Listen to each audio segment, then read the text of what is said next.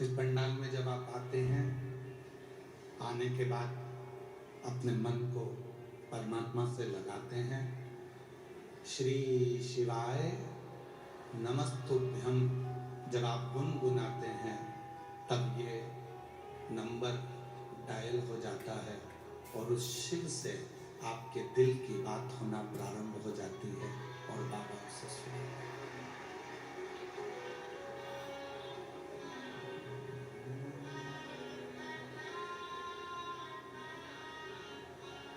मैंने तेरे ही भरोसे बाबा, तेरे ही भरोसे हवा बिच उड़ती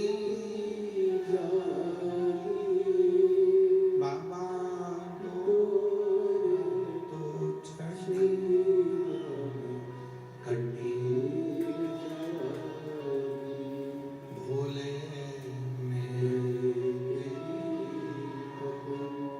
शंभो हवा बिच उड़ती बाबा, तो छड़ी कटी।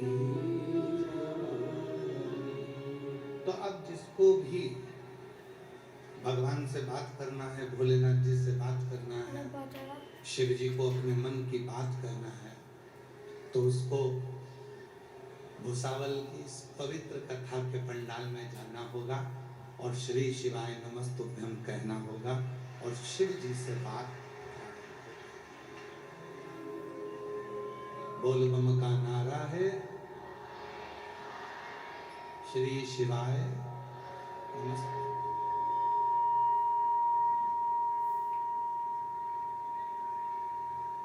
अच्छा, दो चीजों का जबरदस्त यदि आनंद लेना है, दो चीजों का यदि जबरदस्त आनंद लेना है, तो वो आनंद केवल बचपन में मिल सकता है।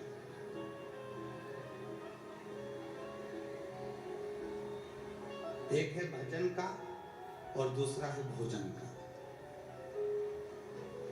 भजन का आनंद भी बचपन में मिलता है।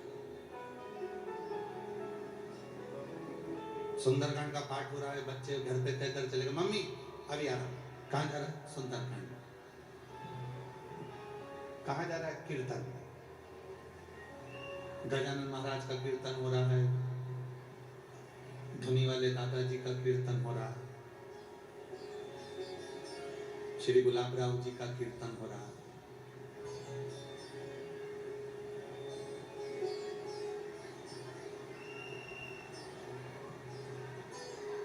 कहां जा रहा है?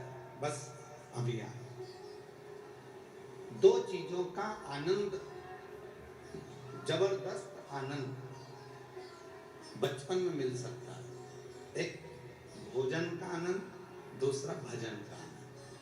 भोजन का आनंद भी बचपन में जो होता है, कुछ भी मिल जाए खाओ, और खाया पच भी गए, फिर खाया फिर पच गए।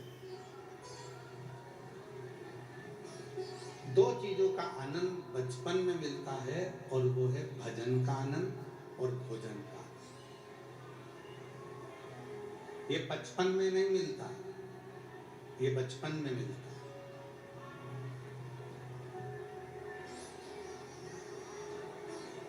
चाउमीन अच्छी लग रही है, बगर अच्छा लग रहा है, भेलपुरी अच्छी लग रही है, बड़ा पाव अच्छा लग रहा है, और जैसे जैसे जैसे जैसे उम्र बढ़ती चली गई, बचपन से 55 में पहुंच गए, 55 के हो गए, और बचपन से जैसी 55 में पहुंचे, 4 बड़ा पाव डट के खा लिया तो बीपी ऊंचा नीचा हो गया। अब बचपन में बड़ा पाव खा रहे थे तो कुछ नहीं हो रहा था, पर 55 में बड़ा पाव खाओगे तो तकलीफ तो होगी। बचपन में बड़ा पाव खाया तो कुछ पेट में भी तकलीफ नहीं हुई, पर 55 में 55 की आयु में अगर बड़ा पाव खाया तो पेट पकड़ के कथा में भी मन नहीं लगेगा।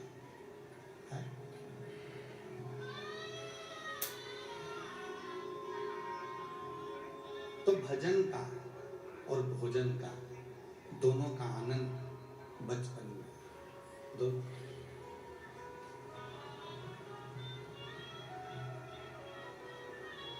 भजन का आनंद भी बचपन में और भोजन का आनंद भी बचपन में।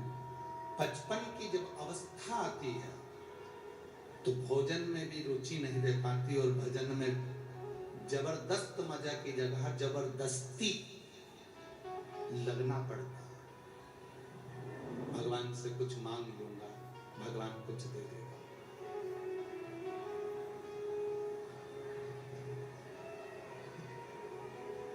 तो जितने भी भुसावल की मेरी जीजियां बैठी हुई हैं, भुसावल के मेरे जितने भी जीजा जी बैठे हुए हैं, जितने बेटी बैठी हैं, जितने बेटा बैठे हुए हैं, जितने बुजुर्ग माँ बाप बैठे हैं मेरे, उन सबसे निवेदन है, यदि आप शिव महापुराण की कथा में पहुंचे हो, कोई तुमसे पूछे कि कथा सुनने आए हो, मना कर देना। हम तो फोन का जैसे बुत होता है, पुराने समय में घर घर फोन नहीं होते थे, मोबाइल नहीं होते थे, तो फोन वाले की दुकान पर फोन बुथ पर जाकर बात करना पड़ती थी। उसी तरह कोई से मत कहना कि कथा में गए, हम तो फोन बुथ पर गए हैं और जाकर बाबा से अपने दिल की बात कर रहे हैं। नंबर लगाया है, उस बाबा से बात, उस परमात्मा से बात करते। और शंभु शरणे मांगू घड़ी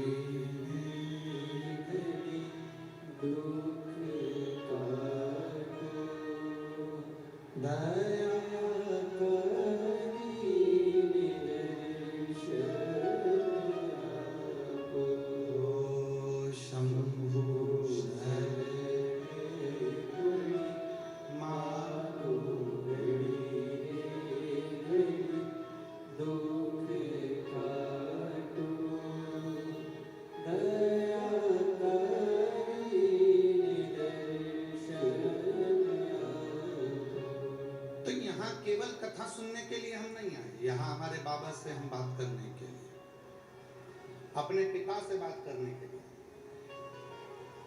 इतनी चिलचिलाती हुई गर्मी, पार्किंग भी बहुत दूर, इधर वालों की पार्किंग का तो हमको नहीं मालूम, पर हम जिधर से आए तो उधर का देखा था, बहुत दूर। सिर पे बोरी, अभी हम देख रहे थे, ऐसा माथे पे बोरी रख के और इधर छोरा छोरी रख के और श्री शिवाय नमस्तुभ्यम, श्री शिवाय नमस्तुभ्यम, श्री शिवाय नमस्तुभ्यम, श्री शिवाय नमस्तुभ्यम, और चले जा रहे चले जा रहे चले जा रहे बोरी लेके से।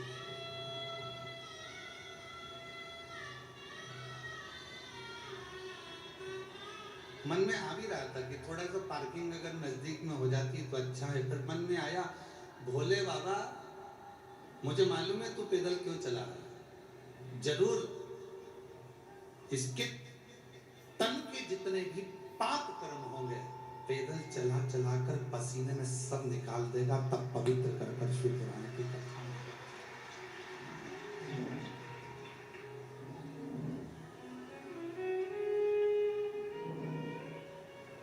और पार्किंग पे कुछ लोग हमने देखा, जब वहां पर बेदी गेट पे कार्यकर्ता खड़े थे, पुलिस वाले खड़े थे, तो कुछ लोग अपनी जबरदस्ती भी कर रहे थे, हटो, पहचानते नहीं मेरे को।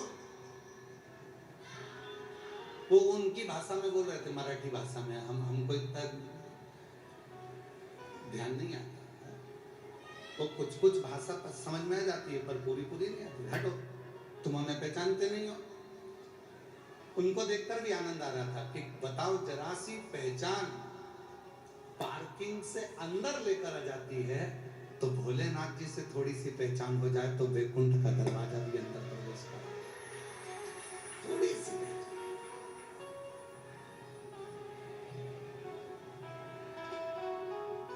और आपको और हमको ज्यादा पहचान बनाना भी नहीं, हम हमारी और आपकी भगवान की परमात्मा से हमको पहचान बनाना थोड़ी सी बहुत है।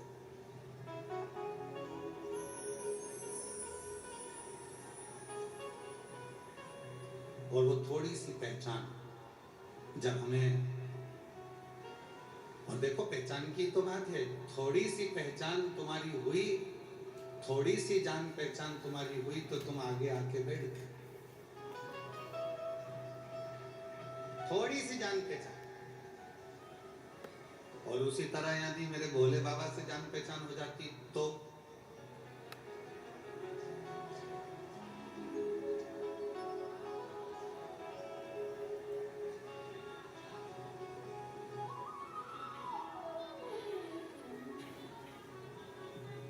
अभी आशीष जी बोल रहे थे, गुरुजी आपने बोला था कि चंद्रमौलेश्वर कथा को बांचेंगे आप भूसावल में।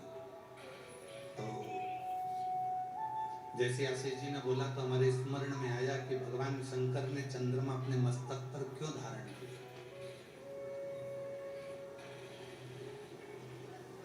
तो उसको तो श्राप दे दिया था दक्ष प्रजापति।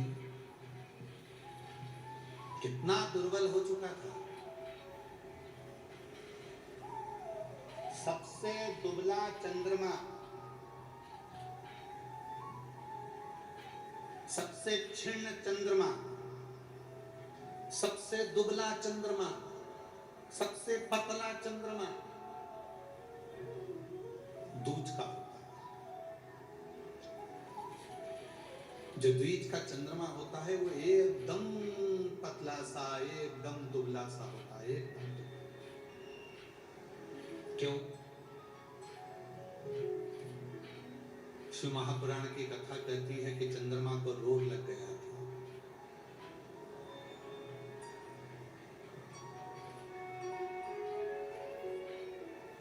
और चंद्रमा को रोग लगा, ऐसी बीमारी चंद्रमा को लग गई कि उसका शरीर धीरे धीरे धीरे धीरे क्षीण होने लगा। चंद्रमा के शरीर में एक रोग लग गया, शरीर पूरा धीरे धीरे धीरे धीरे क्षीण होने लगा। ये रोग नहीं लगता, दक्ष प्रजापति का श्राप भी चंद्रमा को नहीं लगता, रोग भी नहीं लगता, श्राप भी नहीं लगता। लगने का कारण केवल एक था, स्वयं चंद्रमा। दुनिया में किसी की सामर्थ्यता नहीं है कि कोई आपका बुरा कर दे। दुनिया में किसी की सामर्थ्यता नहीं है कि कोई आपका बुरा कर दे। दुनिया में किसी की सामर्थ्य नहीं है कि कोई आपको श्राप भी दे दे, क्योंकि श्राप देने वाला व्यक्ति भी ऐसा होना चाहिए कि जिसकी जिंदगी में कभी कोई निंदा ना हो। श्राप देने वाला व्यक्ति भी ऐसा होना चाहिए जिसकी जिंदगी में कोई पाप ना हो।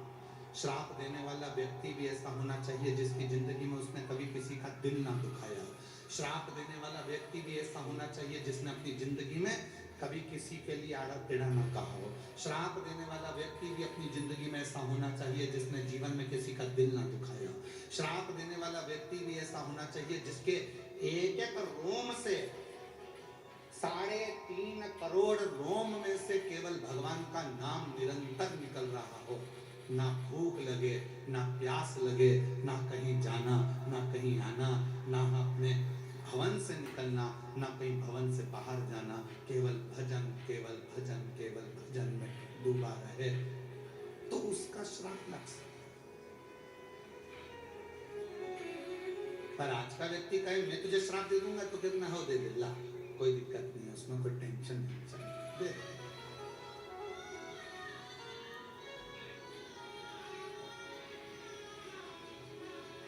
ईर्ष्या रखकर अगर किसी को श्राप दोगे, ईर्ष्या रखकर अगर किसी को बददुआ दोगे तो वो खुद को लगना है, दूसरे को नहीं।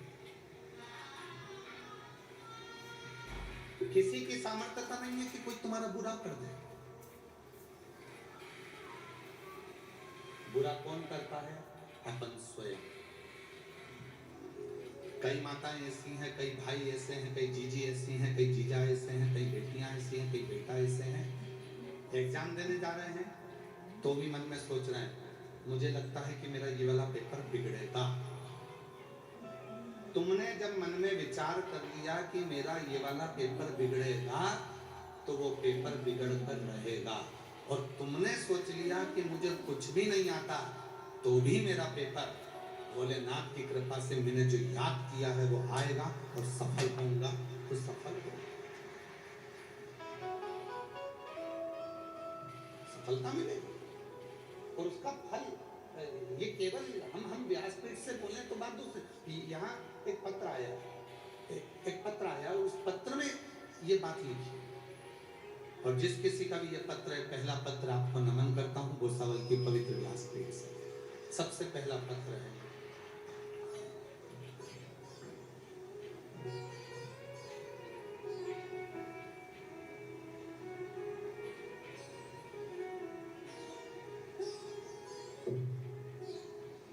मेरा नाम निशा भरत जोशी, मैं नंदुरबार में रहती हूँ।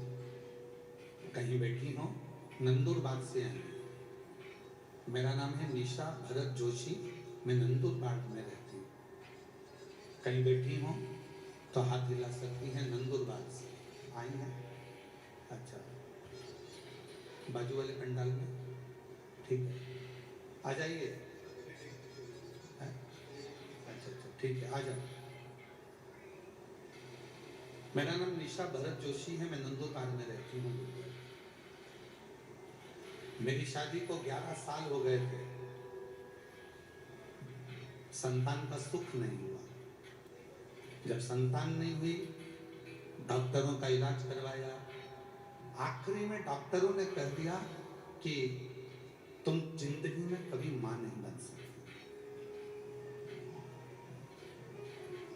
कभी मां नहीं बन सकती। ये सुनकर मेरे ससुराल वालों ने मेरा तलाक दे दिया। 11 साल तक मैं अपने घर में रही। 11 साल तक मैं जब मां नहीं बन सकी तो मेरे ससुराल वालों ने मुझे तलाक दे दिया। और मेरे पति ने मुझे तलाक दिया। मैं खूब रोती थी, इतना रोती, अपने आप को कोसती थी कि भगवान तूने मुझे ऐसा बनाया कि मैं कभी मां नहीं बन सकती। मेरे पति ने मुझे छोड़ दिया, तलाक ले लिया। तब मैं बाबा को धन्यवाद देती हूँ गुरुदेव, आपकी कथा हम जैसी बहनों के लिए एक बल प्रदान करती है। एक बार किसी ने मोबाइल पर आपका छोटा सा वीडियो भेजा, मन कर गया आपको देखने का। कथा सुनी, मुझे नहीं मालूम था कि कथा का क्या फल होता है। मोबाइल सामने रखा, आसन लगाया, बैठ गए। आप कहते हो एक चावल का दाना हाथ में रखकर जब हम कथा सुनते हैं और वो चावल शिव को चढ़ाते हैं तो मन की कामना पूर्ण होती है। बस मेरे मन में आया था, बाबा 11 साल तक जिस पति के साथ रही उसने औलाद नहीं हुई तो मेरा तलाक कर दिया। मेरा कहीं भी शादी हो तो बाबा मुझे संतान जरूर दे। पर डॉक्टर ने तो कहा है कि मैं कभी जिंदगी भर मां नहीं बन सकती। तब कथा सुनने का 3 महीना हुआ और एक लड़के का शादी के लिए ऑफर आया और उसको कहा कि मैं मां नहीं बन सकती। उस लड़के ने कहा, सीहोर वाला बाबा कथा कहता है और कथा में कहता है कि जो मांगोगे वो मिलेगा। लड़के ने मुझे समझाया, मैं समझ गई कि मेरे भोले बाबा ने भेजा है और मेरी शादी हो गई 11 साल के बाद दूसरी। मेरा पति मुझे लेकर सीहोर चले गया। वहां पर बैठकर हम दोनों पति पत्नी ने कथा सुनी और कथा सुनी, बाबा से विनती करी और बाबा की ऐसी कृपा हो गई गुरुदेव कि बाबा की कृपा से मेरे घर में 21/10/2025 को पुत्र रत्न की प्राप्ति बाबा की शिव की कृपा से। और जो जैसी भावना लाया वो वैसा ही फल पाया। नहीं खाए उसे लौटाया, वो मन ही मन हर्षा और कर दिया माला।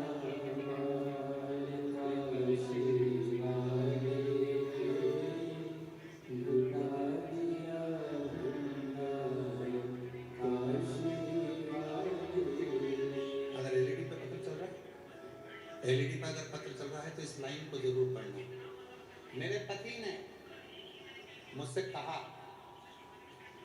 संतान का सुख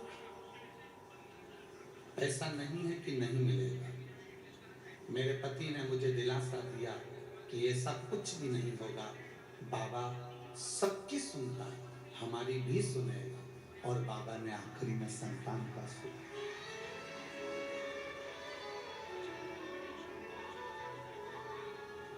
मेरी जीजियों, अभी आपको कथा में कहा था जो सब जगह से हार जाए, वो चंद्रमा जब पूरी तरह से एकदम क्षीण हो गया, वो चंद्रमा जब पूर्ण तरह से क्षीण हो गया, एकदम दुर्बल, एकदम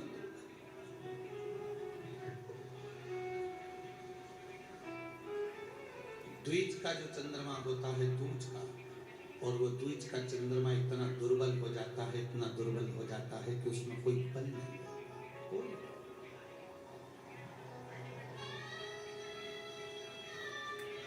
और याद रखना, जब व्यक्ति सब जगह से ठोकर खा लेता है, हर जगह से उसको धक्का मिलता है, हर जगह से उसको परेशानी मिलती है, और आखिरी में जब वो शंकर जी को एक लोटा जल चढ़ाना प्रारंभ करता है, तो शिव जी उसको अपने मस्तक पर बिठा लेते हैं।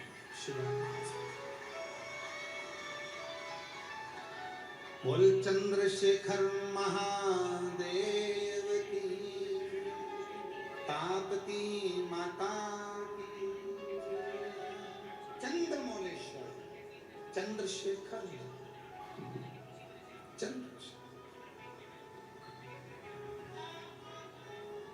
दरबार में भोले बाबा के दुख दर्द मिटाए,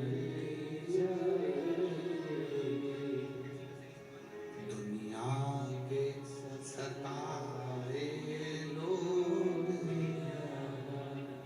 दुनिया के सताए लोग सीने से लगाए,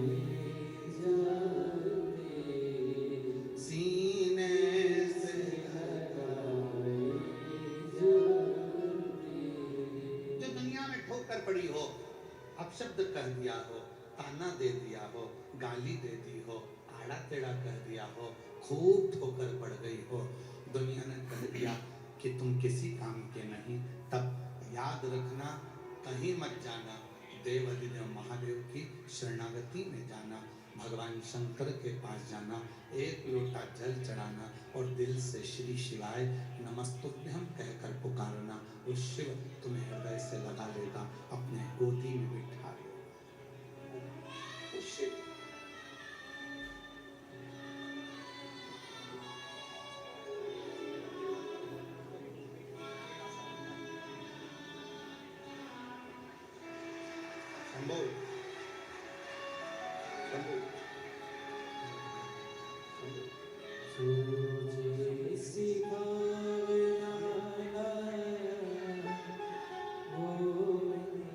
डॉक्टर मना कर दिए थे, 11 साल ससुराल वालों ने तलाक दे दिया, कोई बात नहीं, पति ऐसा मिला दूसरा, उसने कह दिया क्यों चिंता करती है, वो सबको देता है, तो क्या तुझे नहीं देगा? कहा डॉक्टर मना करें, पति कहता है वो सीहोर वाला बाबा है, बैठ के कथा तो सुन, झोली भर ही देता है, वो दे दिया।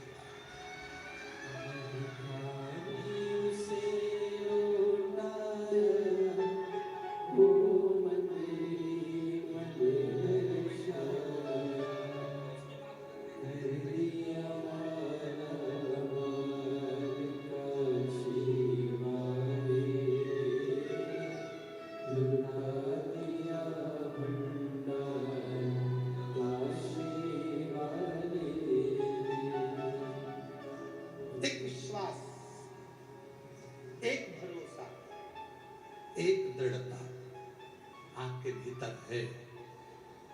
और फिर निवेदन करूंगा मेरी जीजियों, आपसे निवेदन है, गर्मी बहुत तेज है, धूप बहुत तेज है, टाइम पास करने के लिए शिव पुराण में मत आना, भीड़ बढ़ाने के लिए शिव पुराण में मत आना, भीड़ भाड़ में बिल्कुल मत आना, घर में बैठे रहो। इससे तो हाँ, शिव पुराण में जब आना जब तुम्हारा विश्वास पक्का हो कि मैं जाऊंगी, बैठूंगी और मेरा बाबा मेरी गोदी भरेगा, तो भरोसा है तुमको तो तुम कथा में आओ, नहीं तो अपने घर पर आराम से काम करो, बड़ी बनाओ, पापड़ बनाओ, कुल्लाई बनाओ, तलो खाओ, बड़ा पाव बनाओ, तलो खाओ। टाइम बर्बाद करने के लिए कथा में मत। विश्वास है, सुनूंगी। ताप्ती माता के तट पर कथा हो रही है, भूसावल में पहली बार मेरा कुबरेश्वर बाबा आया है, सुनूंगी, वो मेरी गोदी में भर कर देगा, भंडार कर देगा, तो मत। और जितने आस्था चैनल पर सुन रहे हैं, जितने सोशल मीडिया पर सुन रहे हैं, जितने टीवी पर कथा सुन रहे हैं, आपसे भी निवेदन है, मां ताप्ती के तट से आप ये शिव पुराण की कथा भूसावल महाराष्ट्र की पवित्र भूमि से श्रवण कर रहे हो, आप दिल से इस कथा का तत्व ग्रहण करो, दिल से। पवित्र संतों की भूमि है भूसावल। भूसावल के आसपास में संत ही संतों का निवास रहा है। एक तरफ धुनी वाले दादा, एक तरफ गजानन महाराज, एक तरफ गुलाबराव जी, एक तरफ अन्य अन्य संतों की नगरी, ये भूसावल की धरा है। कोई छोटी मोटी धरा नहीं है भूसावल। जो कथा आस्था चैनल पर सुन रहे हैं, फेसबुक यूट्यूब पर सुन रहे हैं, उनसे भी निवेदन करूंगा, तुम्हारा मन में विश्वास है, कथा सुनने के लिए बैठे हो, एक चावल का दाना अपने हाथ में लेकर बाबा से विनय कर बाबा से प्रार्थना कर उस कथा को सुनो, और आखिरी में तुम्हारे घर में जो शिवलिंग है उस पे वो चावल का दाना समर्पित करो, दिल से। समय बर्बाद ना करो। और जो जैसी भावना लाया वो वैसा ही फल पाया, नहीं खाली उसे लौटाया, वो मन ही मन में सोया, और कर दिया माला माल काशी वाले जी, लुटा दिया भंडार काशी वाले। सभी को आता है क्या बोलना? अरे जम के तो बोलो। तो तुम लोग काय को बोल रहे? तुम चुप रहो, तुम लोग बोलो। लुटा दिया,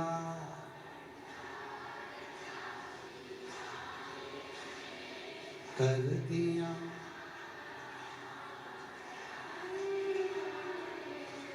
जो जैसी भावना लाया वो वैसा ही फल पाया, नहीं खाली उसे लौटाया, वो मन ही मन में सोया, और कर दिया माला माल काशी वाले, लुटा दिया भंडार काशी वाले।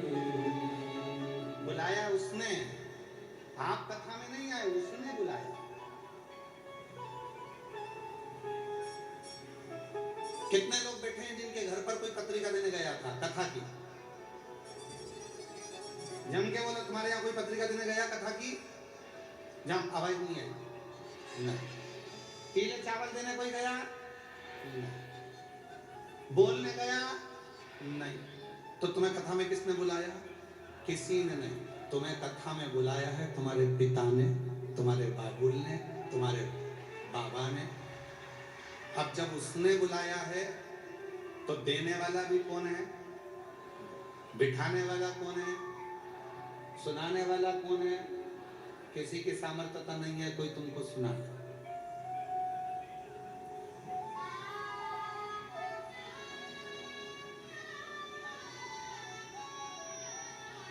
मैं इस भोई परिवार को,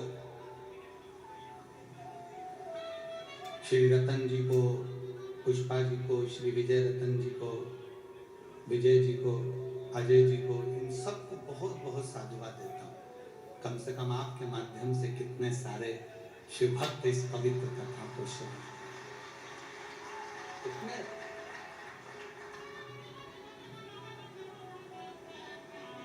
ये उसकी कृपा है। तो चंद्रमा तो ये चंद्रमा को कोई दूसरा श्राप दे या चंद्रमा को कोई अपशब्द कहे या चंद्रमा को कोई आड़ा टेढ़ा कहे, वो अपनी जगह पर चंद्रमा को श्राप भी खुद के कारण लगा है। चंद्रमा को अपशब्द भी जो कहा गया वो खुद के कारण कहा गया। चंद्रमा को जो दुख झेलना पड़ा वो खुद के कारण झेलना पड़ा। चंद्रमा को जो तकलीफ झेलना पड़ी वो खुद के कारण हुई है। किसी की सामर्थ्यता नहीं है कि कोई तुमको रोक दे।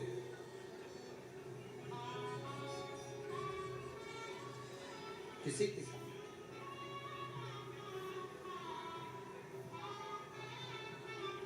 तुमने खुद ने सोचा कि मेरा ये वाला पेपर बिगड़ेगा, मुझे याद नहीं है, मैं पढ़ नहीं पाई, मेरा ये वाला पेपर बिगड़ जाएगा, मेरा ये वाला पेपर बिगड़ जाएगा। जब तुमने सोच लिया तो वो पेपर बिगड़ेगा जरूर। तुमने कोई कंपनी खोलना प्रारंभ करी, पहले तो तुम्हारे अंदर कोई उत्साह था, मैं ये दुकान खोल रहा हूँ, मैं ये काम कर रहा हूँ, मैं ये नौकरी कर रहा हूँ, मैं ये काम कर रहा हूँ, पहले बहुत उत्साह था। फिर मन में आया मेरे को ऐसा लग रहा है कि इसमें सफलता नहीं मिलेगी। पहले जब तुम्हें उत्साह था, उतने उत्साह से आगे बढ़ो तो सफलता मिल जाती। तुमने धीरे धीरे विचार करा मुझे सफलता नहीं मिलेगी, ऐसा लग रहा है, मेरा काम गड़बड़ होगा ऐसा लग रहा है, तो वो काम गड़बड़ होगा ही, उसमें सफलता नहीं मिलेगी, ये निश्चित है। और तुमने सोच लिया कि मुझे सफलता मिलकर ही रहेगी, तो फिर तो काम कैसा भी हो सफलता मिलकर ही रहेगी।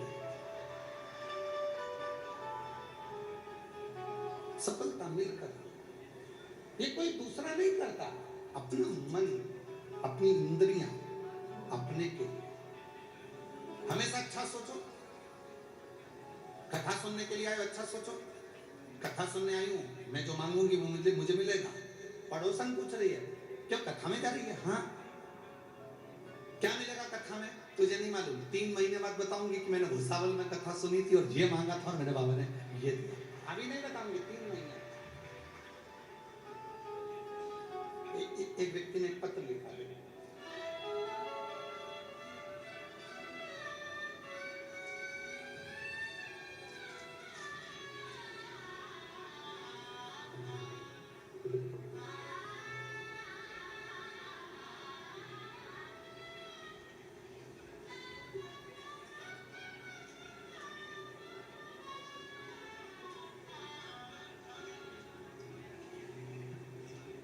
सुरेखा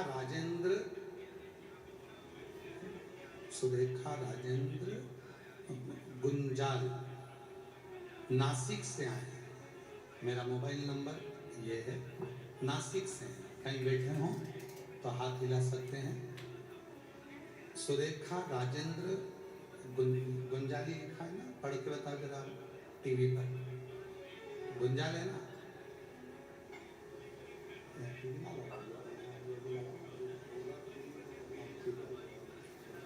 सुरेखा राजेंद्र गुंजाल कहीं बैठे हो तो हाथ हिला सकते हैं। नासिक से आए, अगर बैठे हो तो बेलपत्र लेने के लिए व्यासपीठ पर आ सकते हैं। गुरुदेव, मेरा बेटा कभी नहीं मानता था, पर जितनी बार उसने इंटरव्यू दिया उतनी बार वो फेल हो गया। आखिरी में मैंने उससे कहा कि एक बार तू सियोर वाला बाबा कहता है शिव जी के मंदिर जा, जल चढ़ा, बाबा से प्रार्थना कर। गुरुदेव, मैं बाबा को आज धन्यवाद देने के लिए आई हूँ। मेरे बेटे ने खुद मीठे का प्रसाद बनाया, 2 बार पशुपतिनाथ का व्रत किया और 2 बार सीहोर पहुंच गया। सीहोर में जाकर आप कहते हो कि रोज शाम को सीहोर में कुबरेश्वर धाम पर प्रदोष काल में आरती होती है। मेरे बेटे ने 2 बार सीहोर गया, आरती, शाम की आरती को अटेंड किया, बाबा से प्रार्थना करी और बाबा की ऐसी कृपा हुई कि मेरा बेटा इंटरव्यू में पास हो गया। सोमवार का दिन था, प्रदोष का दिन था, जिस दिन मेरे बेटे ने क्लियर करा। आज बाबा की कृपा से मेरा बेटा फ्लाइंग ऑफिसर एयरफोर्स के पद पर नियुक्त हो गया है। आज मेरा बेटा फ्लाइंग ऑफिसर बन गया और मैं बाबा को यहाँ धन्यवाद देने के लिए आई फ्लाइंग।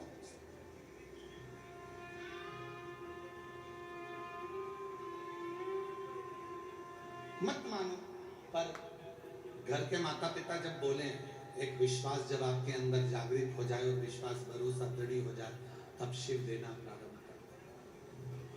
हार गए, हिम्मत हार गए, हर जगह से परास्त हो गए, ठोकर लग गई, हर जगह से कह दिया गया कि तुम नहीं हो सकते, तब उस पर भरोसा करो,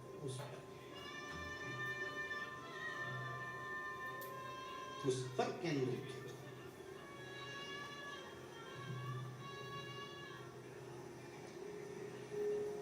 और मेरे बाबा तेरी नौकरी सबसे बढ़िया है, सबसे तेरे दरवाजे की चाबी सबसे बढ़िया है, सबसे जब से तेरा गुलाम हो गया, तब से मेरा भी नाम हो गया। जब से तेरा गुलाम हो गया, तब से मेरा भी नाम हो गया। वरना औकात क्या थी मेरी, सबसे बढ़िया सबसे बढ़िया। इसमें गलती किसी की नहीं, गलती चंद्रमा की। एक सभा लगी हुई थी, सारे देवता बैठे हुए थे, सब देवता बैठे, सभा लगी है। उस सभा में चंद्रदेव का प्रवेश हुआ। चंद्रमौलेश्वर कथा सुन रहे हैं आप सब।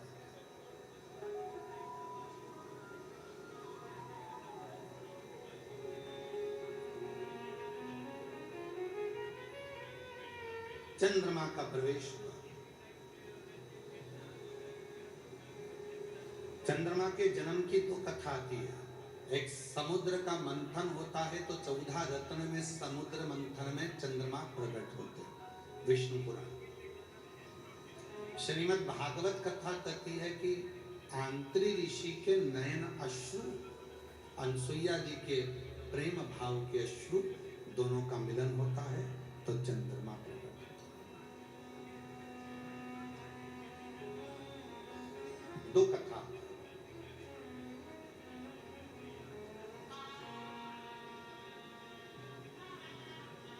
बड़े सुंदर थे चंद्रमा, विद्वान थे चंद्रमा, औषधियों को जानते थे चंद्रमा,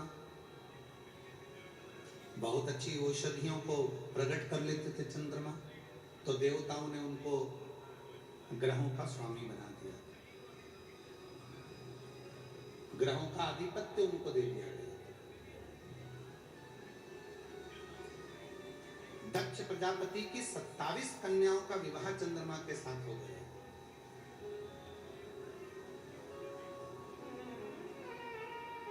अब इतनी विद्वत्ता देखी तो देवताओं ने उनको ग्रहों का स्वामी बना दिया, ग्रहों का स्थान दे दिया। पर कभी कभी ऐसा होता है कि जिस व्यक्ति को बहुत सम्मान मिल जाता है, बहुत आदर मिल जाता है, बहुत सत्कार मिल जाता है, तो उसके मुख पर अभिमान, उसके मुख पर अहंकार प्रकट होने लगता है। अभिमान है।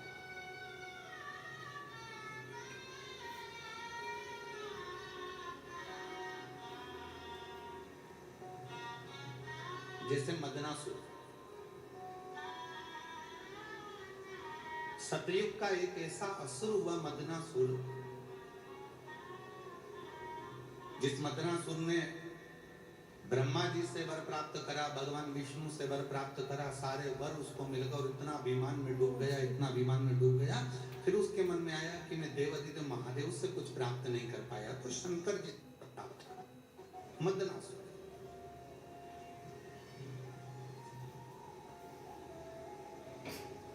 और शिव तो सरल है, शंकर भगवान कभी तुम्हारी वीआईपी वस्तुओं से प्रसन्न नहीं होते। शंकर भगवान को प्रसन्न करना है तो एक धतूरा, एक चावल का दाना, धतूरा चढ़ाओ शिवलिंग पे, चावल का दाना सुंदरी की हाथ रखो चावल के दाने पर और शिव जी से अपने मन की बात प्रदोष के दिन, प्रदोष काल में, शाम के समय चंद्रमौलेश्वर महादेव का नाम लेकर कह दो। 3 महीना तो जाने दो, 3 दिन में वो बाबा मुराद पूर्ण करना प्रारंभ कर दो।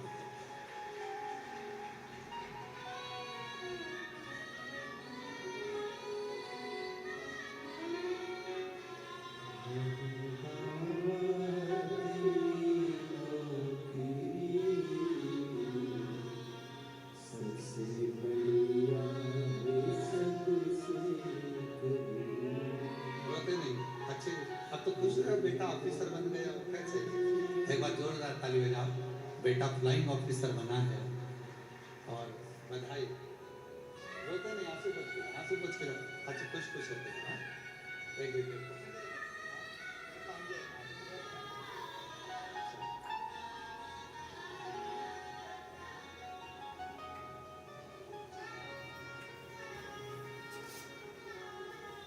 शिव सरल है। तुम्हारी वस्तुओं को बहुत सारा दिखावा शंकर जी को प्रियता नहीं देता। बहुत सारा आडंबर भी शिव जी को प्रियता नहीं देता।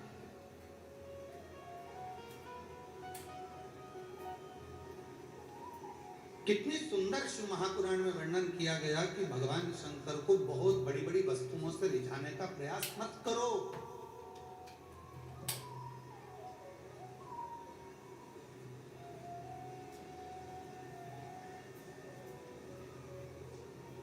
बहुत सारी वस्तुओं से शिव प्रसन्न नहीं होते। शिव को प्रसन्न करना है तो अपने दिल को, अपने मन को कुछ उज्जवल बनाओ। एक पत्र है, एक व्यक्ति ने लिखा, मुझे ऐसी बीमारी ने घेर लिया था जिस बीमारी को जहां खो जाता था वहां से खाल निकलना प्रारंभ हो जाती थी। सोरायसिस जैसी बीमारी हो गई थी, पूरा शरीर सोरायसिस से ग्रसित हो गया था। डॉक्टरों से बात करी तो डॉक्टरों ने कहा ये वो बीमारी है जो मरते दम तक खत्म नहीं होती। सोरायसिस की बीमारी में वो गिर गए। पत्र देखो, सारी मेडिकल की रिपोर्टें भी उसने लगाई।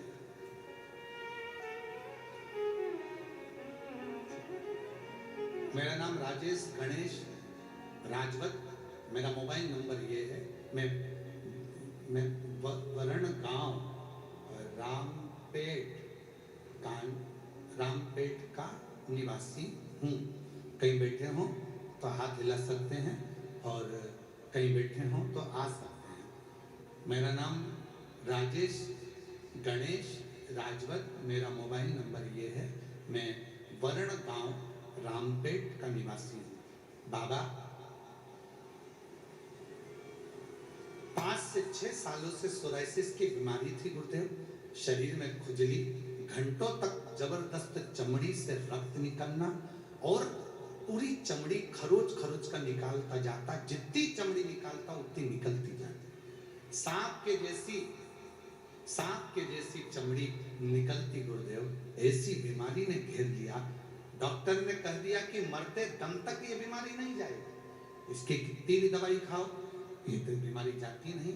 बहुत सारा अस्पताल का कोर्स किया, जलगांव के सबसे अच्छे अस्पतालों में भी इलाज किया, फिर भी गोलियां असर नहीं करती गुरुदेव। तब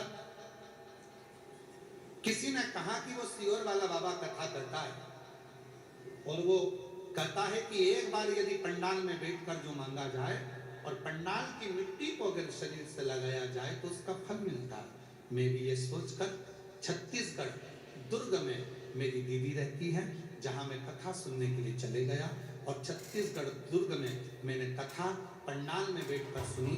रोज कथा के बाद में आरती होती, आरती के बाद कर्पूर गौरम होकर मैं नीचे बैठता, वहां की मिट्टी को शरीर पर लगाता और बाबा से प्रार्थना करता, बाबा मुझे ठीक कर दो। आज मैं बाबा को धन्यवाद देने के लिए आया हूँ गुरुदेव। मेरे शरीर का पूरा रोग ठीक हो गया, मेरी सोरायसिस की बीमारी खत्म हो गई और आज मैं पूर्ण तरह से स्वस्थ हो गया। अब मैं न दवाई खाता हूँ न दवाई लेता हूँ। शिव की कृपा से मेरा पूरा रोग समाप्त हो गया। विश्वास। एक लाइन लिखी है, आप भी पढ़ो जरा एलईडी पर और पढ़कर बोलो जरा। अटका हुआ मेरा सारा काम हो गया,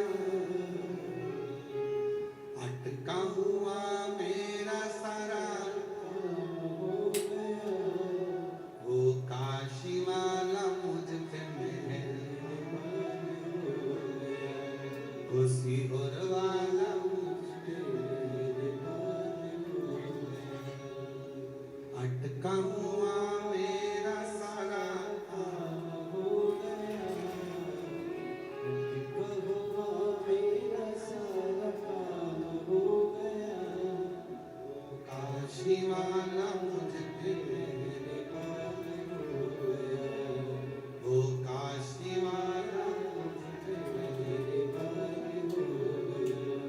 किसी भी प्रदोष के दिन एक धतूरा यदि हम शिव जी पे चढ़ा रहे हैं, एक चावल का दाना अशोक सुंदरी वाली जगह पर चढ़ा रहे हैं और अपना हाथ उस चावल के दाने पर रखकर चंद्रशेखर चंद्रमौलेश्वर महादेव के नाम का उच्चारण कर रहे हैं। श्री शिवाय नमस्तुभ्यं, श्री शिवाय नमस्तुभ्यं उच्चारण कर रहे हैं, दिल से प्रार्थना कर रहे हैं, निवेदन कर रहे हैं, नमन कर रहे हैं, बाबा को अपने मन का भाव कर रहे हैं।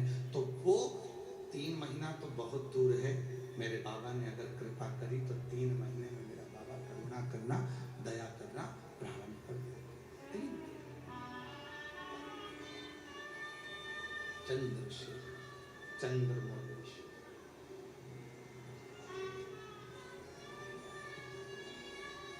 अभिनय करें उससे।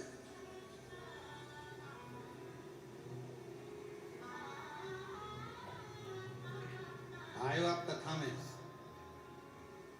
दूर दूर से आए हो, 25, 50, 100 रुपए का पेट्रोल डीजल लगा के आए, बैठो कथा सुनो, कथा की आरती हो,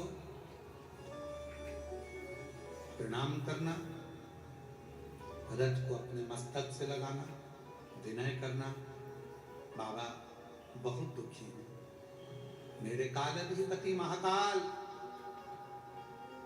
हे मेरे चंद्रशेखर महादेव,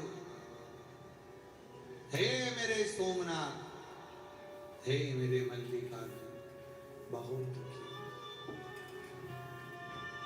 मैंने सुना है तेरे दरबार में आया कभी कोई खाली ना गया। मेरे महाकाल,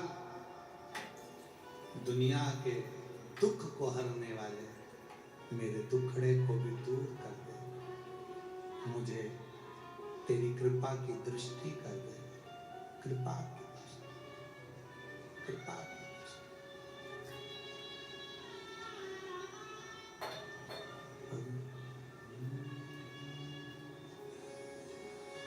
उज्जैन के राजा कभी कृपा न कभी कृपा न जरिया, राजा महाराजा कभी कृपा न जरिया, दुखिया पे डालना रे।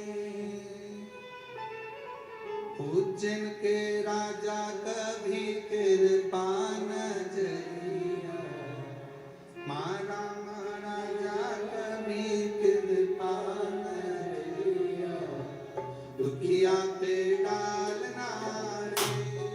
ओ भोले बाबा, उज्जैन के राजा कभी कृपा न जरिया, राजा महाराजा कभी कृपा न जरिया, दुखिया पे डालना रे।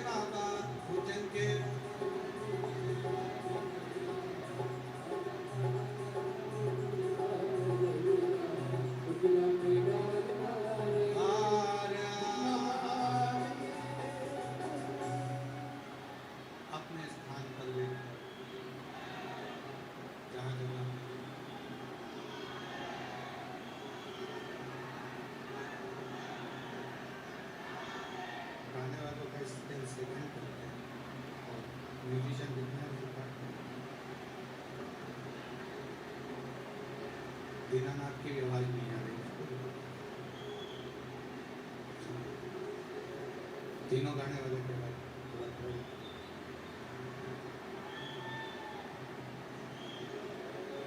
अपने स्थान पर बैठकर बाबा देवोदिन महादेव से प्रार्थना करें,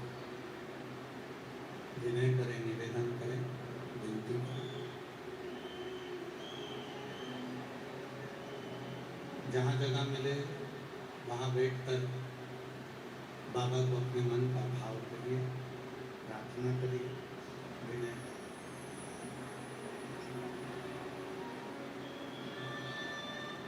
सभी लोगों को साथ में बोलना है। आपकी आवाज व्यासपीठ तक, व्यासपीठ और आपकी आवाज मिलकर देवादिदेव महादेव तक पहुँचे, यही बाबा से प्रार्थना करें, विनय करें, निवेदन करें, साथ में बोलिए।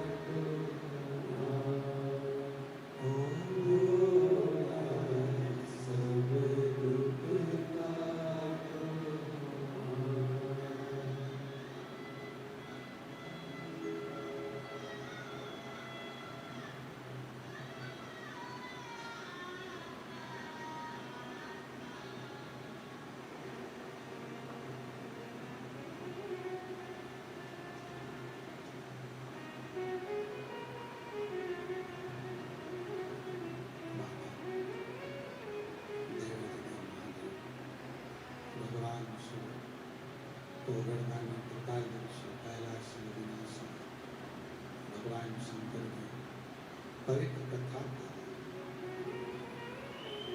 शिव महापुराण की कथा वर्णन कर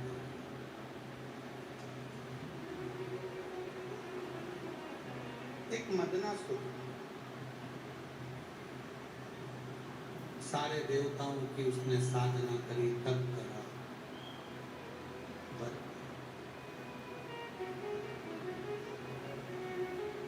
फिर आखिरी में उसने भगवान शंकर की साधना, फिर आखिरी में उसने भगवान देवाधिदेव महादेव की साधना, और भगवान ईश्वर की साधना में ऐसा ही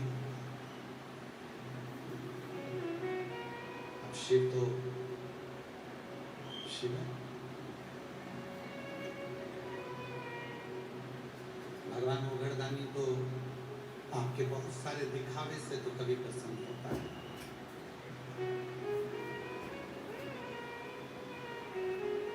शिव जी को प्रसन्न करने का सबसे सुंदर तरीका है एक लोटा जल और 3 बार बाबा के मंदिर में जम के बोला ताली। कभी कभी अगर मौका लग जाए तो दोनों हाथ उठाकर हार हार